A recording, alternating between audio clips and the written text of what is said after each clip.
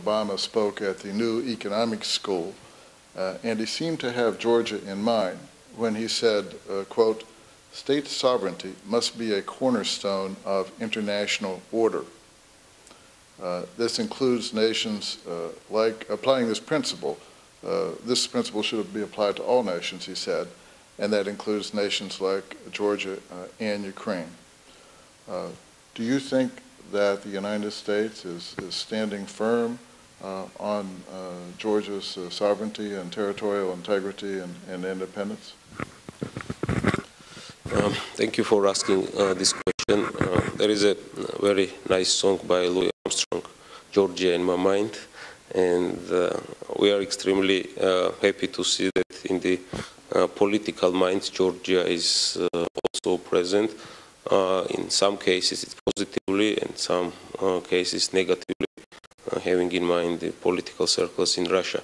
And it's very important to realize that this is the principle of the basic principle of international security, based on the rule of law, based on the values, and of course based on the UN Charter.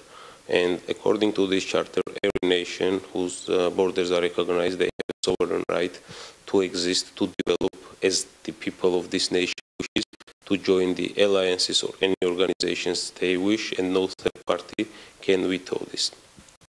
In this case, it's also very important that in his speech, President Obama once again reiterated support for Georgia's sovereignty and territorial integrity. Though there were some, prior to this visit, there were some discussions in analytical circles around the globe, here in the United States as well, that new administration is a more pragmatic, and they have a more pragmatic approach to the foreign policy. Some Russian experts were largely discussing that there will be some kind of a trade-offs, that Georgia and Ukraine are minor issues, and there are more bigger issues for bigger guys on the international arena, and this will be kind of a part of the deal. And we were extremely happy that these deals are not happening in the 21st century world, because these relations should be based on the values and not on some kind of a trade-offs and deals, because there are values we share, and these are the universal values. Georgia wants to be developed as a democratic country. Georgia wants to be a part of European and Euro-Atlantic institutions member, as Ukraine does, and we think that it's a choice of our nation, and no third country, whether it's Russia or anybody else, can intervene in this process.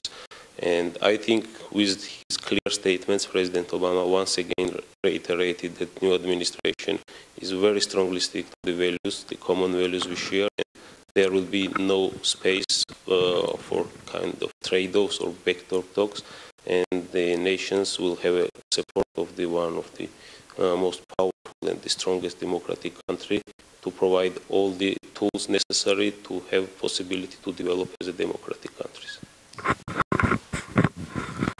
On July the 2nd, Russian Deputy Foreign Minister Grigory Krasin warned that the situation in the region around Abkhazia and South Ossetia was becoming increasingly unstable and unpredictable due to the ongoing political tensions in Georgia.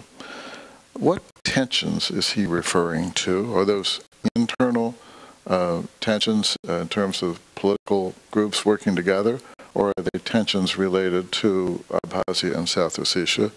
And secondly, do you see his statement as a threat that Russia might conduct military operations against Georgia this summer?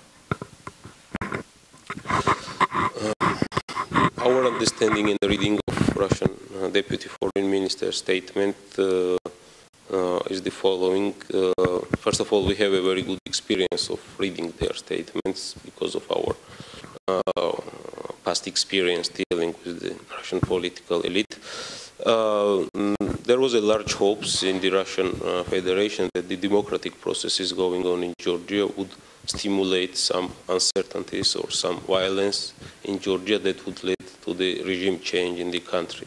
And it's no secret to anybody that Russia was financing and is financing and trying to be involved in the Georgian domestic politics and to support radical part of this opposition to transform the normal political process into the violence. But fortunately, our society has a very bitter lessons learned, but still these are the lessons learned. And, I'm sure that it's in no way possible that the domestic political situation will go in the violent on the wrong way. Just the opposite. The domestic political tensions, as Russian Deputy Foreign Minister referred, is a part of the normal democratic process, which maybe for Russia seems to be a tension, but it's a normal political process when there are different political groups and they have a different opinion on different issues, and they are trying to find a common ground for the sake of the country's and the people's benefit. And in this regard, I think the way how the political processes are developing in Georgia was one of the most important elements, again, to have support from the democratic nations around the world for the Georgia's democratic development. And the democratic world saw how Georgia handles the democratic processes and how all basic human rights and democratic development in the country is guaranteed. And notwithstanding the differences between the political parties, the only way we will deal with these problems are the negotiations and the dialogue, and that would benefit the political life and then eventually, of course, the country as well. And concerning the next part of your question about the possible outbreak of war in Georgia, all the analysis showed us that basically all the infrastructure and the technical means to conducting a better and more successful military operation than it was the previous August is already in place. And it's again up to the political minds in Russia to decide. Unfortunately, decisions in Russian Federation are not made by the system or the democratic system, but it's more personal driven, so it's hard for me to make any predictions whether it will happen or not. But as I said before, very strong statements of the President Obama was an important element that helped to diffuse tensions and to diffuse mist around this potential war, and we hope that the probability and possibility of the new war is quite low. But again, we have to continue the same path in order not to relax and to have more international involvement on the ground. Today, this is the only possible deterrent that can deter potential outbreak of the war.